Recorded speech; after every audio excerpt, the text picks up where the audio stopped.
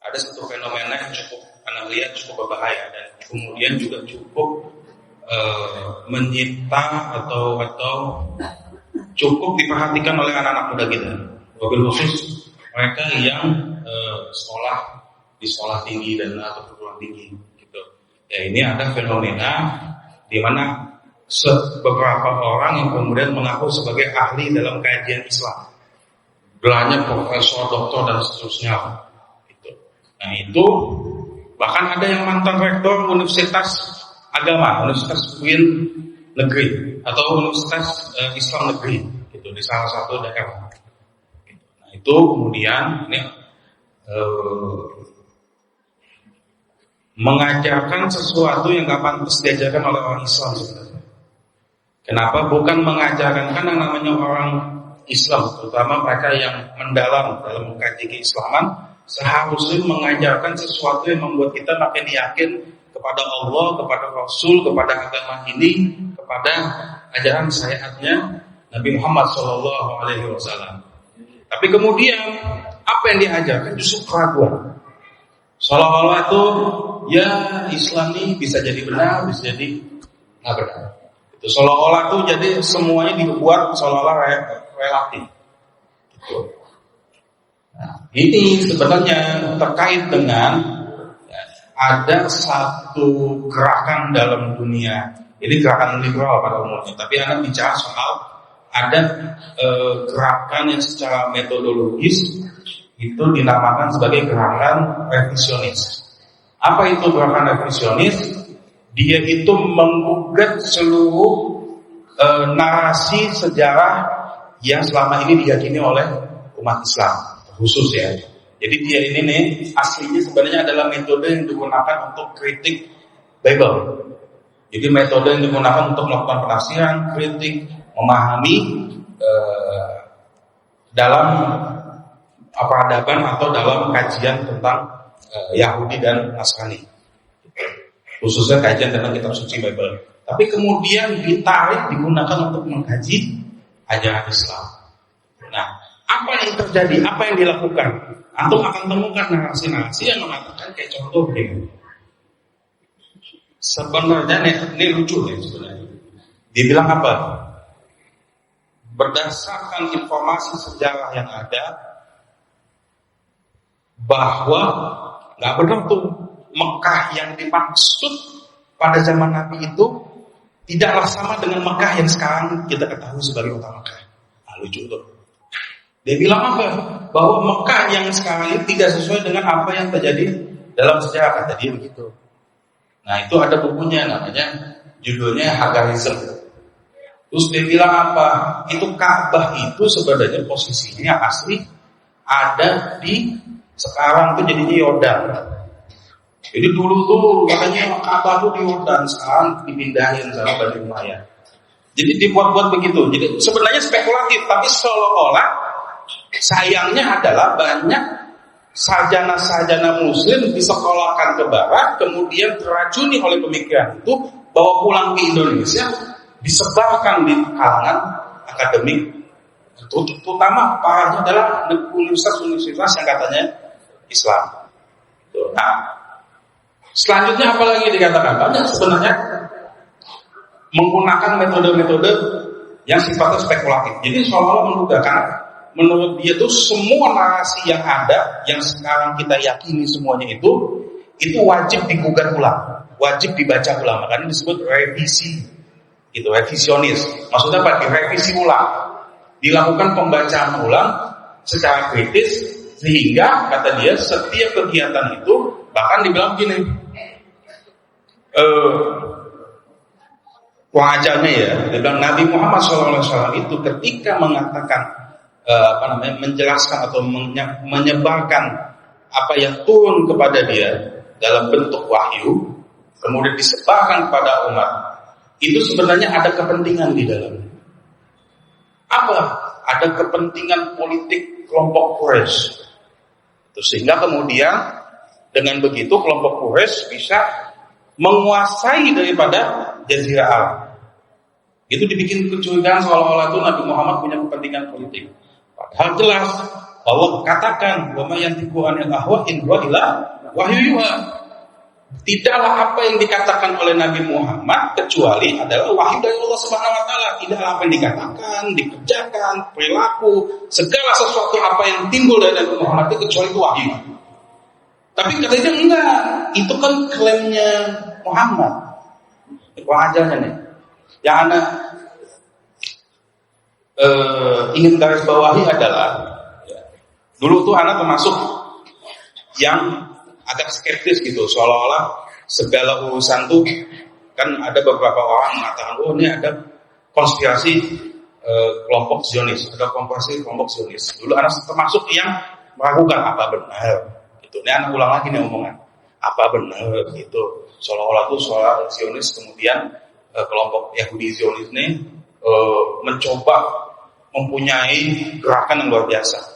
Nah, menariknya ya ketika Anda membaca karya-karya revisionis, salah satu orang dianggap berdengkot, bahkan sumber inspirasinya dari kelompok yang namanya gerakan tanda kutip ya, gerakan kelompok sarjana revisionis ini, itu adalah orang Yahudi, punya murid orang Yahudi, yang kemudian banyak yang melakukan kajian-kajian itu terhadap teks-teks Islam adalah orang Yahudi dengan menggunakan metode yang tadi revisionis.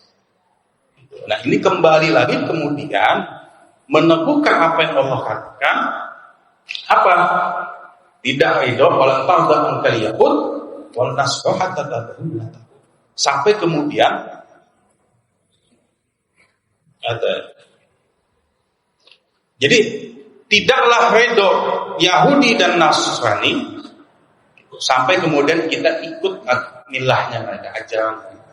Nah, ini yang kemudian menjadi bukti bahwa mereka itu mencoba mengacak-acak dan terbukti kemudian ada yang ikut dia. Nah, ini yang kemudian kalau seandainya tidak cakap-cakap kita dalam mengkaji Islam, tidak antum rajin-rajin hadir majelis taklim, tidak kemudian antum sering-sering mendatangi guru-guru kita, atau lebih spesifik lagi, kalau antum jarang datang majelis hari Rabu, antum di TikTok tuh banyak tuh, TikTok scroll, akhirnya ketemu ada profesor doktor ngomong begitu, karena nggak tahu, mau bilang menjalik. Jangan sampai kemudian silau kita dengan profesor doktor, akhirnya kita terbawa, terpikat, sehingga kemudian kita ikut-ikutan melakukan ajaran agama Islam. Apa hasilnya kemudian? Hasilnya adalah lama-kelamaan umat Islam akan melemah dalam memperjuangkan ajaran agamanya. Lama-kelamaan umat Islam ragu, akhirnya apa? Puncaknya murtad. Dan ini yang kemudian harus sama-sama kita waspadai. Jadi memang tidaklah kemudian Anda di sini bukan nakut-nakutin, tapi kemudian yang paling penting Anda ingin sampaikan adalah bagaimana antum tuh rajin-rajin ngaji, antum tuh rajin-rajin ikut majelis taklim, antum rajin-rajin minimal tengok IBTV, bukan promosi, artinya tengok tuh kita nonton supaya kemudian kita tuh selalu update dan selalu terjaga dari luar biasanya nih, karena semakin hari teknologi informasi semakin luar biasa dan semakin hari Anda lihat semakin berani orang menyatakan kesesatan. Semakin berani orang mengatakan dirinya LGBT. Semakin berani orang menyatakan konsep-konsep yang bertentangan dengan syariat Islam. Semakin berani bahkan orang menggugat ajaran Islam. Bahkan semakin berani, karena lihat di TikTok, semakin berani kemudian ada orang-orang yang menafsirkan Islam secara serampangan. Nah itu kalau tidak dibentengi dengan baik, kalau tidak dijaga dengan baik, Kalau tidak kita merawat diri kita sendiri dengan cara hadir di majelis taklim, setidak-tidaknya bagus-bagus ya kita mendalami dalam pondok pesantren. Nah, bagus-bagus kita masuk pondok pesantren dan kemudian mendalami lebih banyak ajaran agama Islam. Itu kalau kita tidak melakukan itu, nah, itu berbahaya buat kita.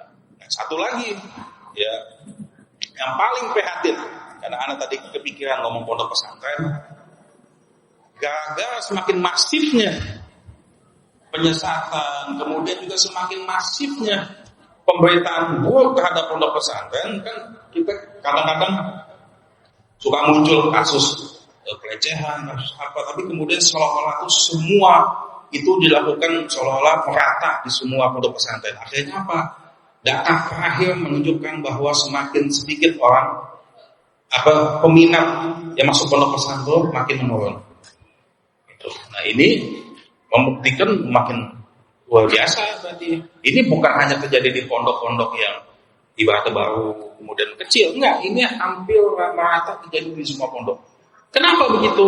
Karena semakin masif tadi teknologi informasi, semakin kita ditakut-takutin, giliran padahal apa kejadian ini kan sebagai contoh ya, kejadian ada oknum kemudian mengaku ustadz, mengaku guru, kemudian melecehkan santrinya, melecehkan muridnya, itu udah kejadian di pesantren doang, di SD, di SMP negeri, di SMA negeri, di universitas, di segala bentuk pendidikan memang masalah.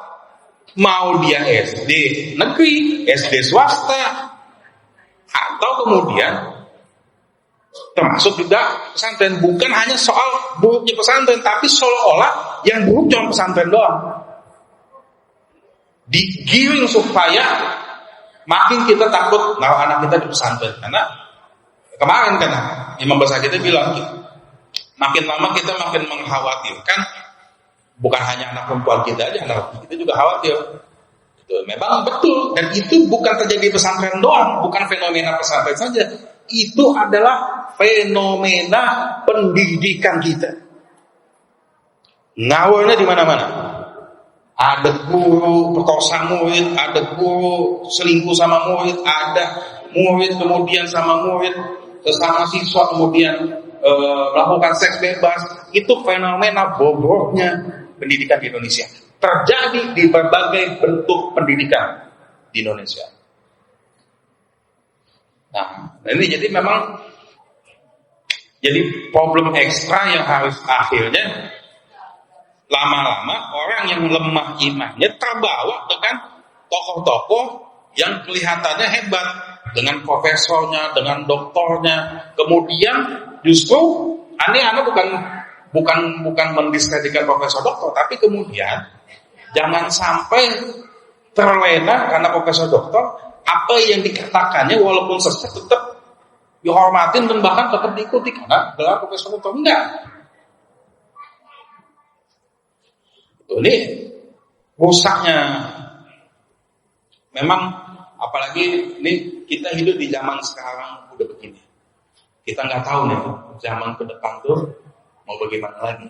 Apalagi kemudian kita akan memasuki masa AI deh. Kita sudah memasuki, bukan akan memasuki. Kita sudah memasuki masa AI di mana artificial intelligence itu sudah menjadi rujukan bagi semua orang. Termasuk ada juga anak-anak pakai. Cuman problemnya apa? Orang mesti punya self-regulate. Mesti punya aturan dalam dirinya. Kapan dia bisa menggunakan AI, kapan dia tidak boleh menggunakan AI. Dia mesti tahu. Problemnya adalah untuk mengetahui hal itu, dia mesti belajar dulu ilmu-ilmu yang benar. Gitu. Karena supaya kita bisa tahu mana yang benar dan mana yang salah, kita mesti tahu. Mesti belajar dulu mana ilmu yang benar, mana ilmu yang salah. Dan untuk bisa kita mencapai hal tersebut, ya mesti ngaji, mesti ke majelis taklim, mesti pesantren. Kalau enggak kita akhirnya mengandalkan AI untuk fatwa-fatwa keagamaan.